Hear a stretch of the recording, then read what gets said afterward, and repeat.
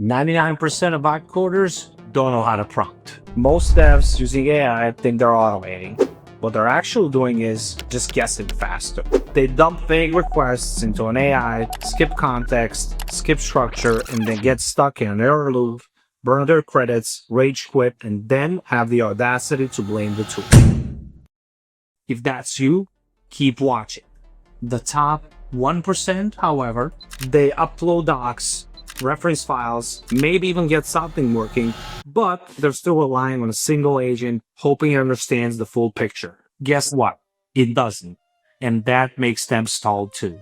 A fraction of those enter the agentic mode, but almost no one knows how to coordinate multiple agents across different contexts, chat streams, file updates, terminal activity, and commits. This video shows you how to stop prompting like an amateur and build a system that runs like a team of senior engineers working together towards the same goal. By the end of this walkthrough, you'll be a part of the 0.00001% of the builders running a fully orchestrated AI workflow, where every agent knows its role, works in sync, and pushes your project forward faster and more accurately than most dev teams ever could.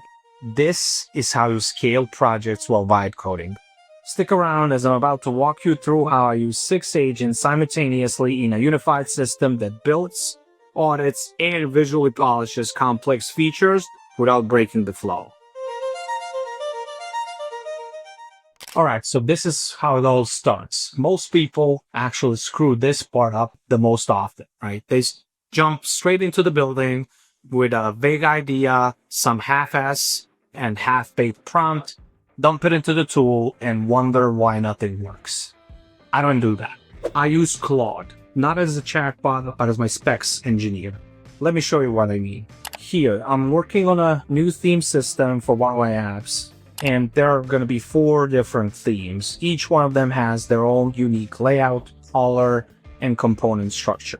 So instead of coding blind, I go to Claude and I give it a prompt something like, build me a markdown spec with 4 distinct teams, I provide it basically with all the documentation and all the specifications in order for it to be able to hard code a theme-aware template. And Claude nails it. It spits out a clean scaffold, exactly the structure that I needed. Not a perfect production code, but just a strong blueprint that I can use to guide the rest of the system. And then once I have that, I move over to VS Code. Paste it in, save it as an MD file, not a JS file. And the reason why is because right now I'm not building. I'm still in the defining mode. So this file is not meant to run, it is meant to guide. This becomes the first artifact in my pipeline. Basically, this document serves as a source of truth for other agents down the stream, including coding, auditing, and design, to be able to reference throughout the build. It's like giving your team a wireframe and a technical spec without just saying, hey, go ahead and build something in a vague manner. And it's a huge difference in the way that the outcomes are going to come out as a result. So that completes step 1. Claude just takes my fuzzy ideas, turns them into precise, readable specs that anchor the rest of the workflow. Let's move forward with step 2, building the mega prompt that powers the next layer of this system. Once I have my theme file from the Claude built up, I don't just toss it into a coding agent and hope for the best. That's a mistake most people make. Instead, I bring it into my custom GPT, which I built specifically to help me craft mega prompts. And I don't mean rewriting or cleaning up what I already wrote. I mean turning a vague request into an executable, step-by-step, multi-phase game plan. This was my original prompt. As you can see, it's not helpful. It's long, it's scattered, and it puts the burden on the AI to figure out exactly what I want. And now, here's what I got after a back and forth with my custom GPT. As you can see, it starts with do not start implementing yet. Read this mega prompt carefully, then reply with a step-by-step plan. Wait for my approval. Even that already feels like a completely different level of command. Then it walks you through what the file is about, how it should be used for marketing page generation, what files should be created, how it applies the design tokens, and even stuff that it shouldn't ask. By the time we're done, I got a fully structured brief with deliverables, constraints, folders, file names, everything laid out clearly. This is not just a prompt, this is a contract. And that's why this step matters more than any other step in the flow. Because from this point forward, every agent down the line operates from a shared understanding of the job, with no second guessing. This mega prompt is now ready to hand off to Claude Code, and that's where execution begins. Let's move to part 3. And now that the mega prompt is ready, it's time to bring in the heavy hitter, Claude Code. It's not your average assistant. Claude Code is my senior software engineer. It can follow complex logic, handle multi-step tasks, and execute entire feature builds in sequence without needing any hand-holding. So I drop in the full prompt, no edits, no shortcuts. This is the exact blueprint we crafted in the previous steps. Now, here's where most people would just simply hit run and hope for the best. I don't do that. Instead, I ask Claude to review the prompt and give me a clear step-by-step breakdown of how it's planning to execute. I'm not here to micromanage. I'm here to make sure that there are no obvious bumps in the road, because if this thing veers off course, it will take 400 lines of code with it together. Claude now thinks through the entire request, summarizes it, maps it out, maps the deliverables, and from this point on, usually proposes a build plan. And here's the critical thing. I don't just sit here and read every word of its output. That's not scalable. I trust Claude to think, but I also trust the system to keep Claude accountable. Because while it's planning out the next steps, I'm already firing up agent number 4, my real-time auditor, to check whether Claude's plan that it previously crafted is actually aligned with the original project. Claude builds, agent 4 verifies. That's how we scale this process with confidence. Let's move to part 4 and see what the auditor has to say. While Claude Code is preparing this execution plan, I bring in agent number 4, Cursor's native AI agent. Nah, let me be clear. Most people use this agent to write code, fix bugs, or ship features, but that's not what I use it for. I use it as an auditor. Because here's the thing about Claude Code. It is very powerful. It can execute 6, 7, 8 steps in perfect order and sequence. But if its initial direction is off, it's going to build the wrong thing almost perfectly, right? And that's where this agent comes in. Cursor's AI agent can read everything. It can see full terminal history. It can read all the files. It can scan every file and folder in the project, even the latest commits. So I ask it just one thing. Does Claude's execution plan match the design principles and build goals in theme.md? And from that point on, I wait. And this agent will tell me if we're aligned or not.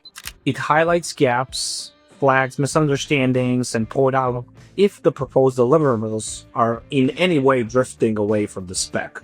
And that's really the entire point of this step. You're not just automating blindly, you're installing guardrails. Because in a high leverage system like the one I'm building, auditing is as equal or if not even more important than code execution. Claude builds, Cursor audits, and that's how this system stays sharp. And while those two are working, I'm already working on setting up number 5 agent, the background watchdog, to go even deeper. Let's move on to the next step. Okay, so while Claude Code is building and Cursor's native AI agent is auditing its plan, I begin to fire up agent number 5, Cursor's background agent. Now, a lot of people use background agents for things like web browsing, researching, reading articles, writing marketing content. And that's completely fine, but I use it for something completely else, and in my opinion, far more important, and that is auditing past releases. Let's say I shipped a feature a few days ago or a few hours ago, so before I stack a new one on top of it, I want to make sure that we already deployed something that aligns with the roadmap previously. So I just simply tag the prior commit, I tag the roadmap doc, and I ask the background agent one simple question. Did this release stay aligned with the bigger picture? And then I simply minimize it, let it run, and forget about it. The agent continues to audit silently in the background, checking all the commits, checking prior PRs, checking the file structure and the code base structure. And I know to some people this may seem like an overkill, really, but powerful models such as Claude 4 or even Opus Max are so strong and so powerful that you almost need to have a way of containing them.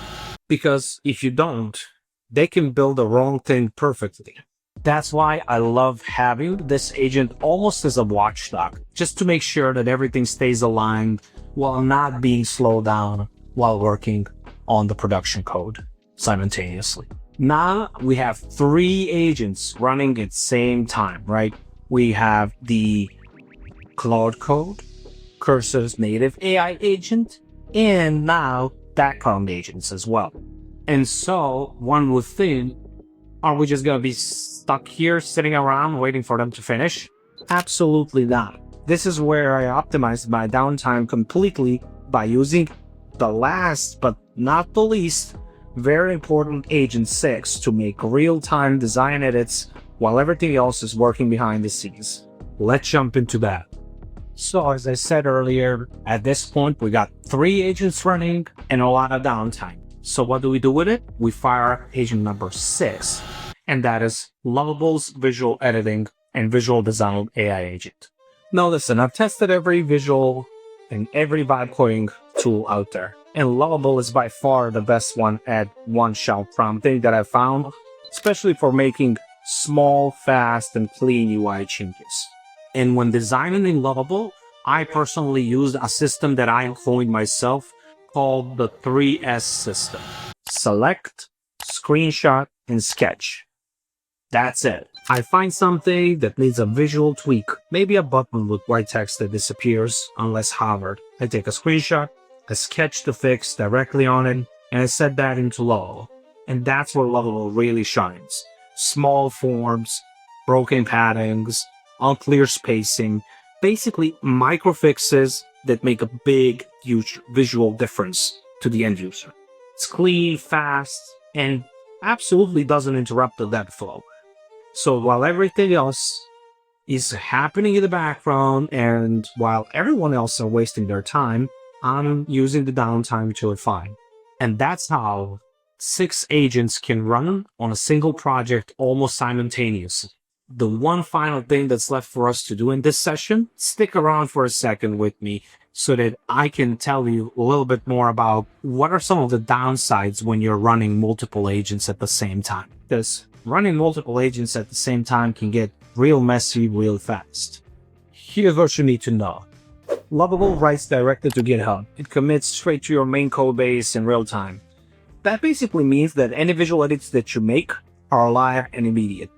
On the other hand, when you work with Cursor's agent, including Claude Code and the background agent, they queue changes, and if you choose to do so, you can hold them in staging until you approve the commit. So here's a basic rule of the thumb that I found. Lovable always commits first, Cursor always commits second. That way you avoid merge conflicts and you preserve the visual integrity of the work before approving bulk logic changes. Alright. That's the practical side of things, right? But let's zoom out for a second, right? This particular workflow works fine for me, right? Is it perfect? Definitely not, right? It is, however, very scalable and very powerful. However, it still requires manual switching between agents, screens, and tabs. I'm still playing an orchestrator here, right? I'm clicking, I'm tagging, I'm verifying, right? So here's where I think we're headed next, right? We are headed into a world where one operating agent triggers all of these 6 ones in sequence, handling their timing, communication, commits, audits, everything along the line, right? And that is the next level. And once that happens, we're no longer a part of the band, writing code, fixing buttons, and babysitting builds. Heck, we're no longer even the conductor, which we are today. We're the autos, watching this symphony unfold in front of us. Flawless, coordinated, and beautiful. That's where I think the world of vibe coding is headed to, and If you think we're on that journey and you want to follow me all the way through it, subscribe, because I do these types of videos and a lot of other deep dives. And as always, keep your agents sharp and your system smart. See you in the next one.